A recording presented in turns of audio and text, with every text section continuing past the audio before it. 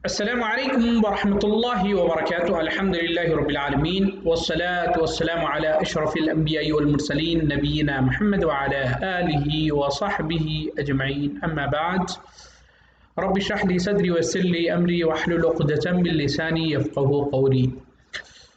میرے عزیز ساتھیوں، بدیہ Islamic centre ریاض سعودی عرب کی جانب سے اسلمتو فعلمنی پروجیکٹ کے تحت جو آن لائن کلاسز کا سلسلہ جاری ہے، تو میں سید ایوب العمری آپ کے سامنے لیول 1 کے لیے چوتھا درس لے کر عقیدہ توحید سے متعلق آپ کے سامنے حاضر ہوا ہوں.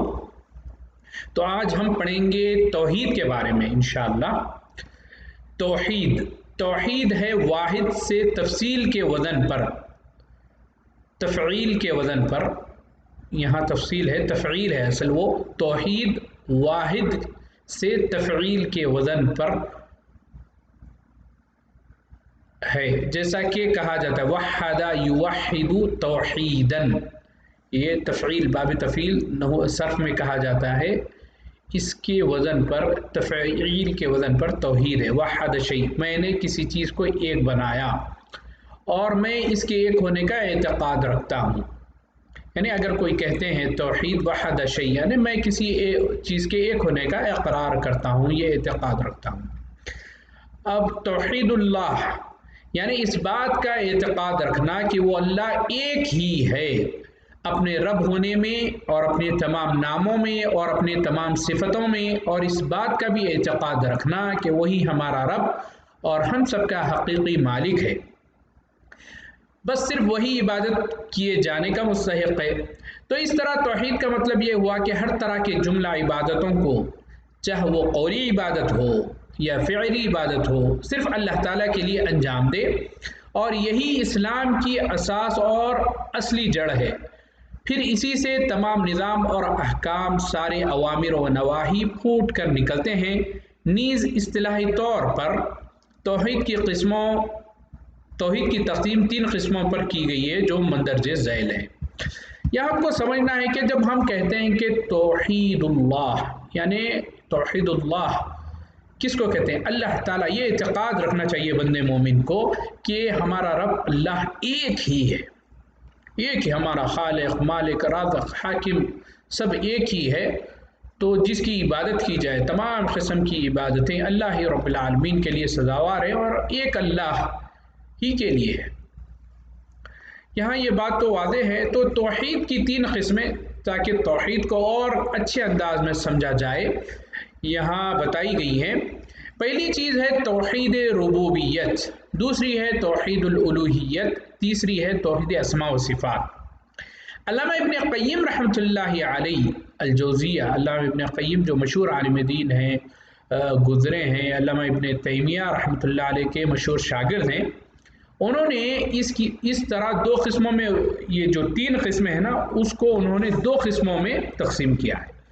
ایک ہے توحید فی المعرفۃ والاثبات، اور یہ ہے توحید ربوبیت اور توحید اسماء و صفات، دونوں شامل اس میں. توحید کیا ہے؟ فی المعرفۃ والاثبات. دوسرا ہے توحید الطلب والعقد، یہ ہے توحید الوہیت اور توحید عبادت میں شامل ہے. توحید الوہیت کا دوسرا نام جو ہے وہ توحید عبادت بھی ہے. اس کی تفصیل انشاءاللہ آگے آئے گی، میں انشاءاللہ آپ کے سامنے رکھوں گا. توحید ربوبیت سے مراد یہ ہے کہ خالق، مالک، حاکم، رازق سب اللہ رب العالمین ہے. مدبر، پورے کائنات کو چلانے والا، جسے ہم رب کہتے ہیں، پورے پروردگار، توحید ربوبیت ہے. وہ چلانے والا بس ایک ہے. جب وہ ایک ہے، خالق، رازق، حاکم، مالک سب ایک ہے، وہی ہر چیز کو چلانے والا ہے، وہی ہر چیز کو دینے والا ہے، زندگی، موت، بیماری، شفا، ہر چیز اسی کے ہاتھ میں ہے، تو پھر اسی کی عبادت کی جائے. یہ توحید الوہیت یہاں آ جاتی ہے. توحید الوہیت گول ہاں سے ہونا چاہیے، یا ہاں سے آ گیا ہے، اصل میں ہونا چاہیے وہ گول ہاں سے، نیچے ہے دیکھیے توحید الوہیت. تو یہاں ہم کو سمجھنے کی بات یہ ہے. تو امام ابن قیم رحمۃ اللہ علیہ نے اسی کو سامنے رکھتے ہوئے ہم کو یہ چیز بتائی. اب توحید اسماء و صفات، اللہ رب العالمین جب ایک ہے تو ہم اس کو کیسے پہچانیں گے، کیسے جانیں گے؟ وہ تو اس کے اسماء، اس کے صفات سے ہم اس کو جان سکتے ہیں. یہ مختصر سی بات تھی۔ انشاءاللہ ہم ان تمام قسموں کو کچھ تفصیل سے نیچے بیان کریں گے تاکہ ہم سب اس سے صحیح فائدہ اٹھائیں، ہم سب کو صحیح فائدہ پہنچے، اس سے ہماری اس موضوع سے بحث کی اہمیت بھی ثابت ہو۔ توحید کی فضیلت کیا ہے؟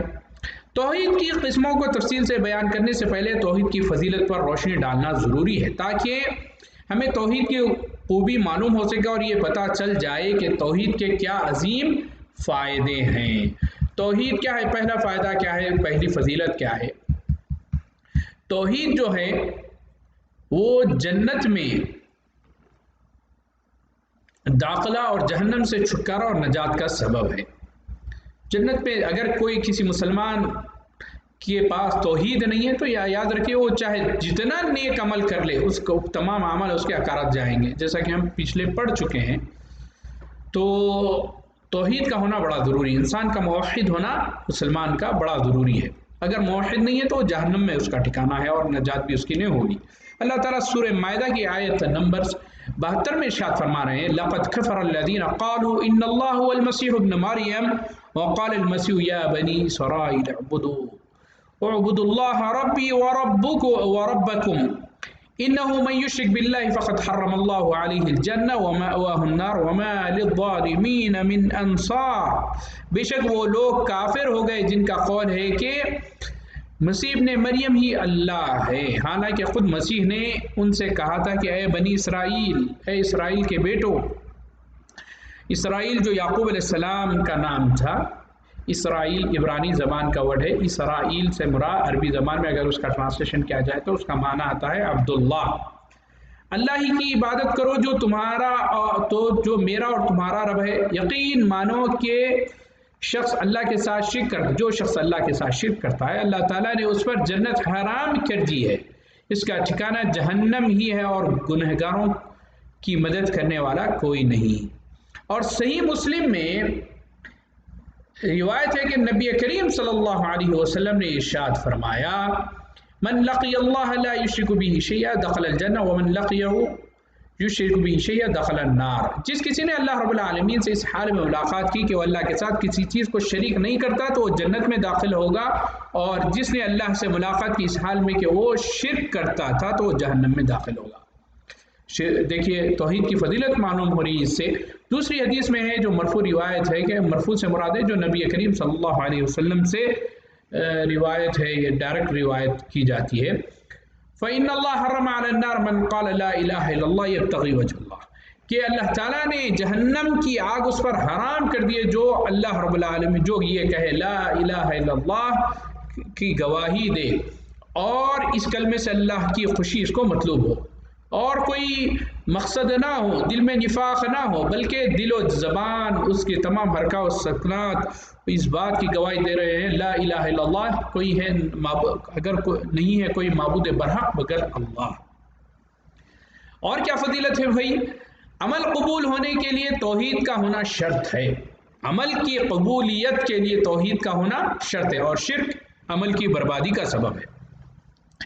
اللہ رب العالمین کا فرمان ہے وَلَقَدْ أُوحِيَ إِلَيْكَ وَإِلَى الَّذِينَ مِن قَبْلِكَ لَئِنْ أَشْرَكْتَ لَيَحْبَطَنَّ عَمَلُكَ وَلَتَكُونَنَّ مِنَ الْخَاسِرِينَ۔ سورہ زمر کی آیت نمبر 56 میں اللہ رب العالمین ارشاد فرما رہے ہیں جس کا ترجمہ ہے یقیناً تیری طرف بھی اور تجھ سے پہلے تمام انبیاء کی طرف بھی وحی کی گئی کہ اگر آپ نے بھی شرک کیا تو بلا شبہ آپ کے عمل ضائع ہو جائیں گے اور بالیقین آپ ضیاءکاروں میں سے ہو جائیں گے۔ یعنی اگر کوئی نبی بھی اگر شرک میں ملوث پایا گیا تو اس کا بھی عمل برباد ہو جائے گا۔ یہاں اللہ رب العالمین یہاں اہمیت بتاتے ہوئے توحید کی بتا رہے ہیں، حالانکہ انبیاء تو اللہ کے برگزیدہ بندے ہوتے ہیں، یہاں مقصود امت ہے، انبیاء جو ہیں ان کی امتیں ہیں، کہ بتایا جا رہا ہے کہ نبی جیسے اتنے عظیم المرتبت شخصیت سے بھی اگر شرک صادر ہو جائے تو ان کے بھی تمام اعمال ان کا یہ بھی لحاظ نہیں رکھا جائے گا کہ وہ نبی وقت تھے، بلکہ وہ ضیاءکاروں میں سے ہو جائیں گے۔ یہاں امت کو بتانا مقصود ہے کہ چاہے کتنے بھی بڑے منصب و مرتبے والے کیوں نہ ہو جائیں، اگر شرک ہے تو کوئی قابل قبول نہیں ہوگا اللہ تعالیٰ کے پاس۔ دوسری جگہ اللہ رب العالمین کا فرمان ہے سورہ کہف کی آیت نمبر 110 میں فَمَنْ كَانَ يَرْجُو لِقَاءَ رَبِّهِ فَلْيَعْمَلْ عَمَلًا صَالِحًا वला युशरिक बिइबादति रब्बिही अहदा। आखिरी आयत है, देखिए। तो जिसे भी अपने परवरदिगार से मिलने की आरज़ू हो तो उसे चाहिए कि नेक आमाल करे। अल्लाह रब्बुल आलमीन की आरज़ू जो रखता है, मुलाकात, अल्लाह रब्बुल आलमीन से मुलाकात की आरज़ू जो रखता है तो उसे चाहिए कि नेक आमाल करे और अपने परवरदिगार की इबादत में किसी को शरीक ना करे। अल्लाह रब्बुल आलमीन ने यहाँ वाज़ेह कायदा बयान कर दिया है कि अल्लाह रब्बुल आलमीन से अगर मुलाकात करना है, अल्लाह रब्बुल आलमीन की नेमतों से फैज़याब होना है तो आप क्या करना है, नेक आमाल करें और अल्लाह के साथ किसी को शरीक ना बनाएं। इमाम अबू अब्दुल्लाह शज़री रहमतुल्लाहि अलैहि ने कहा है कि ईमान कौल, अमल, नियत और सुन्नत है। बस अगर बग़ैर अमल के सिर्फ कौल ही है तो ये कुफ्र है, वाज़ेह है। अगर अमल के बग़ैर है, सिर्फ कौल है तो ये कुफ्र है, और कौल है और अमल भी है लेकिन नीयत नहीं है तो ये निफाक है, और कौल है, नीयत भी है और अमल भी है लेकिन सुन्नत के मुताबिक नहीं है अमल, तो वो बिदात है। तीसरी फजीलत ये है तौहीद की कि तौहीद ख़ताओं को मिटा देती है और बुराइयों को दूर कर देती है और गुनाहों से पाक करती है। हदीस कुदसी अल्लाह रब्बुल आलमीन का फरमान है, या इब्न आदम लौ अतैतनी बिक़राबिल अर्दि क़ताया थुम्मा लक़ीतनी ला युश्रिकु बी शैअन लाअतीका बिक़राबिहा मग़फ़िरह। ए इब्ने आदम, अगर तू आया मेरे पास इस हाल में कि तेरी ख़ताएँ ज़मीन की मिक़दार के बराबर हैं, पर मुझसे मुलाकात की इस हाल में कि मेरे साथ किसी को शरीक ना किया, तो मैं आऊँगा तेरे पास ज़मीन के मिक़दार के बराबर मग़फ़िरत लेकर। अल्लाह अकबर। इतनी बड़ी फजीलत है तौहीद की। तो अल्लाह ताला से दुआ है कि अल्लाह ताला मुझको, आपको, सबको तौहीद की इस नेमत से सरफराज फरमा। जब तक ज़िंदा रहें हम तौहीद पर अमल करते रहें, अल्लाह रब्बुल आलमीन ही की इबादत करें, अल्लाह के साथ किसी को शरीक ना करें। व आखिरु दावाना अनिल हम्दुलिल्लाहि रब्बिल आलमीन।